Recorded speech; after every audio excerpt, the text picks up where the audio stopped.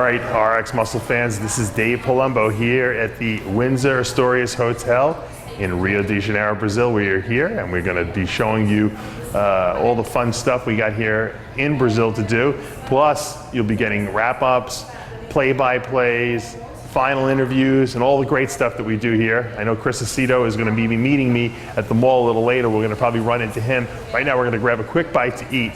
And then we're gonna travel around the city and see what there is. It's a little overcast today, so we might not get to see the Christ the Redeemer. We might have to wait till tomorrow, but we're gonna hit a place called Lagoon, which is supposed to be some pretty cool sights, some pretty cool nighttime, I guess, waterways we're gonna see.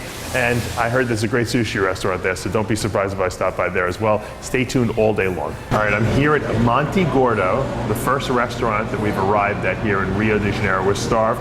We got off the plane, we didn't really sleep much, so we took a quick cat nap at the room for about 2 hours. And now we're here at Monte Gordo, and I'm super excited because I got my food. I ordered the right thing. Yeah, as you know, I always order salmon, but I got a beautiful piece of salmon here. I got for some reason, I love green rice. I don't even know what they put in the rice to make it green, but I bet there's like some kind of broccoli in there or something like that. Green rice just looks delicious. There's a little salad here. We got some carrots. We got some eggs. We got some beets. You know, beets are good for high in nitrites. Beets will have some nitric oxide release. I might get a good pump from this. And a little homemade potato salad on here. Look at that. And they have some very unique cauliflower that I've never seen. This is like a very different type of cauliflower.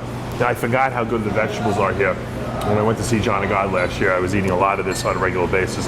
This is a crazy healthy meal, and it looks like it might actually fill me up too. And I have a little olive oil, or as they call it here, Aceto de Oliva. I'm going to put a little bit on top of my salmon here and my rice. And I got a beautiful, beautiful Dave Palumbo meal. High protein, good quality, good omega-3 fats in the salmon. I have the olive oil for my monounsaturated fats. I got a little carbs here with the rice, and I got some vegetables, a little alkalizing vegetables. So I'm going to eat and enjoy, and hopefully take you on more adventures here in Rio de Janeiro. Stay tuned.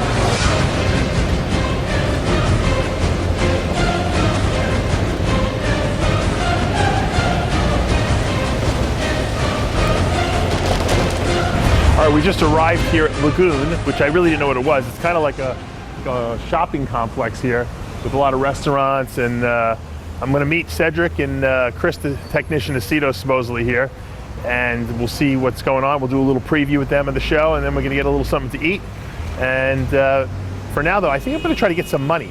I always have trouble getting cash out of cash machines. I don't think I've ever actually taken cash out of a cash machine in the year 2000. I did it back in the 80s when I was in college, but I never have to take cash out. But when I go to other countries, it's easier to exchange your money through a cash machine. So I'm going to go across the street and see what I can do. I don't know, like a bagel or something. All right, so what are we doing now? I'm trying to use my cash card. Never worked yet. This is the debit card. Let's see if it'll work. Probably eat my card.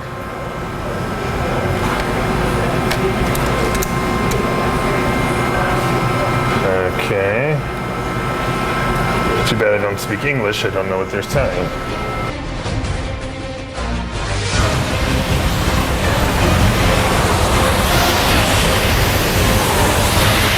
Holy mackerel! It's Chris, the technician, Aceto. Yeah, in Brazil. In Rio. It only took me 2.5 hours to get here in the most horrible cab ride of my life. Yeah, what I'm upset about is my cab was 15 minutes. It cost me $100. Yours cost you how much? $50, but I didn't even have any money, so I couldn't pay them. So on the way back, I should just tell them I don't have any money? That's right. Tell them you only have a credit card. Should I eat at this restaurant and tell them I have no money? But let the Django tell them. Yeah, I went to lunch with Cedric, and I had this octopus dish, which was absolutely fantastic. I walked in, and I saw people eating it, and I said, I want what they're having. Cedric doesn't eat seafood, though, right? No, he had an ice cream sundae for his main meal. That was his main meal? Let's get Cedric, come over here for a second. It's Cedric McMillan in Rio de Janeiro. What are you eating? What are you eating? What?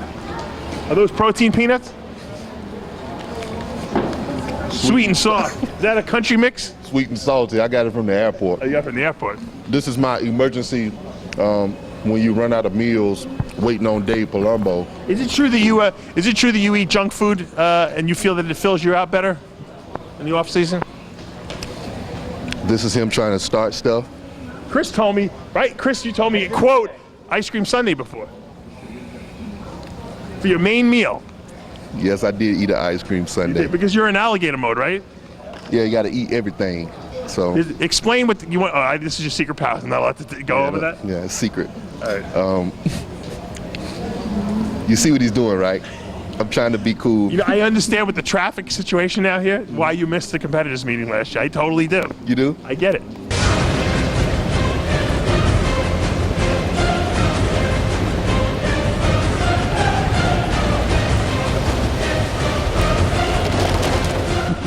I don't blame you. I've removed any ounce of blame. I held a little blame. I told Chris there was a little blame on Cedric, but I give you props now because it could take you hours and hours and hours to get anywhere here. You think they can go back to like the contest record and give me like an honorable mention or something? Put an asterisk next to your name. Yeah. Could have won the contest. Should have won the contest. Yeah. Well, you're huge now. You're hanging out here at the SciTech booth all weekend long, signing some pictures, giving away some free stuff. Chris, did he just trick me into an interview anyway? That's what I do. I'm the master of manipulation. Don't you know that? Okay, go ahead. Damn, he got me again. You were in Moscow a few weeks ago, or 2 weeks ago, I think it was, posing up on the stage. I hear you brought down the crowd. I heard they gave you a standing ovation. Is that true? Yeah, honestly, when I got to Moscow, you know, the promoter of the show, he said, you know, you have a lot of fans here, you know, and I never really like to use the term, my fans, I have fans, you know, just, I know there are fans of the sport and maybe some people that like me and appreciate what I do, you know, but when I got there and I got to the little expo that they had, and it was absolutely amazing, you know, the way the people, how nice they were, and, you know, so happy to see me. So it's a real humbling thing for me because, like I said, man, I'm just from South Carolina, you know what I'm saying? And I ain't supposed to be nothing special, you know, and here I am on the other side of the world. People, you know, they can't even speak English and they know my name. So I really appreciate having, you know, that type of opportunity, you know. So I appreciate all the positive energy and everything that people, you know, bring. So it really makes me feel good, you know. Yeah, all right, give me just before I let you go, give me the puppeteer pose. Give the camera the puppeteer pose. Hey, I'll hold the thing. I'll eat a couple of these. This trail mix. I'll eat your trail mix. All right, the puppeteer pose. So what he's calling the puppeteer pose is something that I did in FIBO. It kind of matched the music that I had at the FIBO show that I won. So anyway, it was turning to the side, and he always wants to try to name my poses, but really a lot of the poses are just an alternate of a mandatory pose. So this was kind of alternate of a side chest. So I come here and I use my fingers like, you know, a puppeteer's hand to raise this hand, and then I do this to control the contraction of this muscle, and then I flex my arm like this, right? So that's what the puppeteer pose. Do the whole thing. Do it in completion. Okay. If I can remember. Yeah. So I come down like this and I do this. I love it. Like that. All right, I just left Chris and Cedric, and now we are at Laguna Gourmet, or Lagoon Gourmet, and we're gonna eat a little, very nice meal here. If you notice, I have my salad. This is a very pretty salad. It's the Italian salad, I believe. They got some nice greens and some little plum tomatoes, and then they got the fresh mozzarella with the beef stone. I don't know if these are beef stone or whatever tomatoes, but they're nice sliced tomatoes. Get a little drizzled olive oil on here. And I'm going to taste this because this looks really good.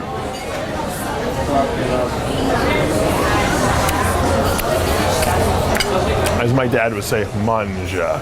All right, the main courses come here, and I like the presentation of it. If you look, I have seared tuna, which might be seared a little too much, over a bed of, there's some mushrooms under here. Look at those mushrooms. Let me taste those.